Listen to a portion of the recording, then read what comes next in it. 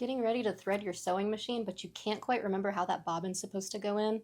I know how frustrating that can be when you're so close to having the machine ready, but you can't remember this critical step and how it goes. Don't worry, I am here to help. Here in my sewing studio, I encounter all kinds of sewing machines, and luckily for us, they're almost all kind of the same. So whether you have a side-loading bobbin like this fashion mate here, or the other style of bobbin, I'm going to show you the right way to put your bobbin in. So stay tuned, hit the like, and let's get right into the machines.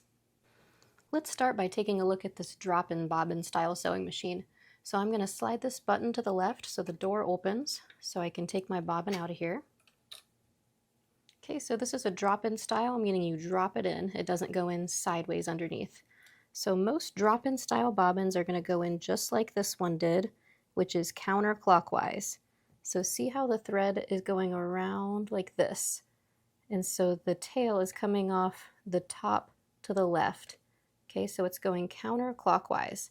If you flipped it over like this would be going clockwise, and this would be wrong.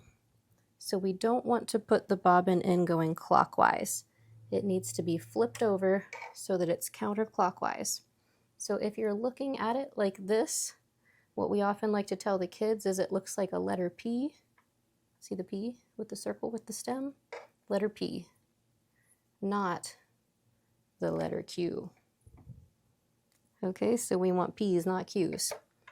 Okay, so now most machines do have a little picture here to show you in case you forget. See that?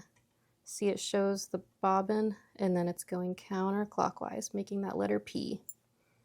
So that's what we want for this style most of the time. I'm going to say 99% of the time, but you do sometimes have those oddballs, so check your manual because I can't promise this is how yours goes in, but it's 99% of the time. So when we do put it in, we'll drop it in, and then there's this little silver divot here, and you bring your thread through that. Through there, and then of course you would pull the thread up using the needle by turning the flywheel towards you till the needle goes down and comes back up, then pulling on that needle thread to pull up a loop of the bobbin thread. And not all machines make you do that. Your machine may have a little blade right here that cuts it for you. In that case, you don't have to do that step. But in most cases, you are still going to be inserting that drop-in bobbin going counterclockwise. Here's one of my students' machines. Let's take a look at this one. So another drop-in style. Pull that door off and we can take out the bobbin.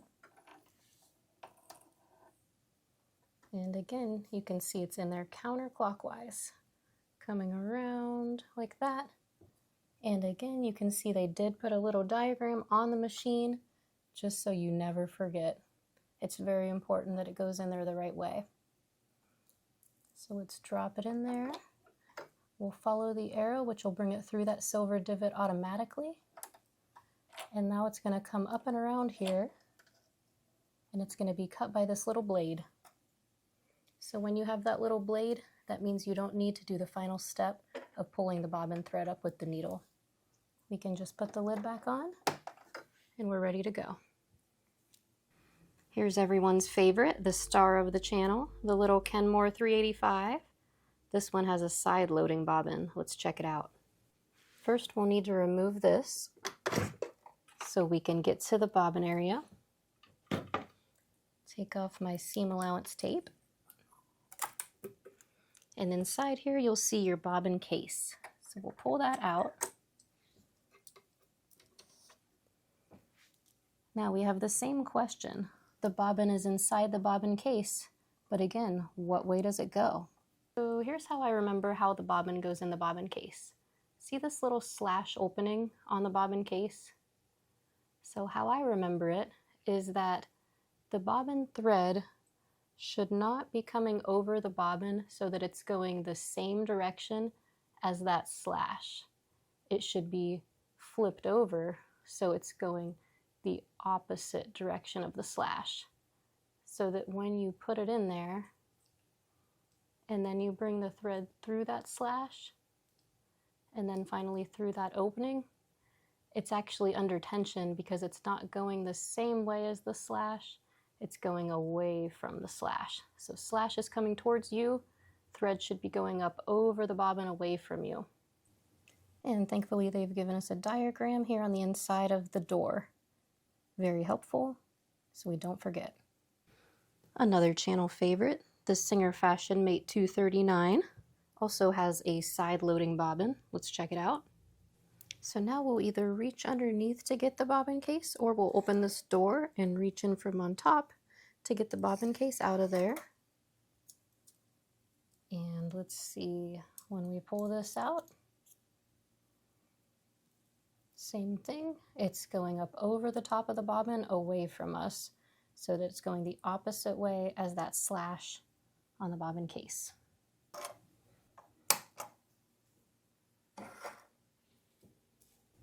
Okay, well, I hope that helped you get your machine threaded and running. So like I said before, I can't guarantee this 100%, but I can guarantee it about 99% that that's the way that your machine's gonna work.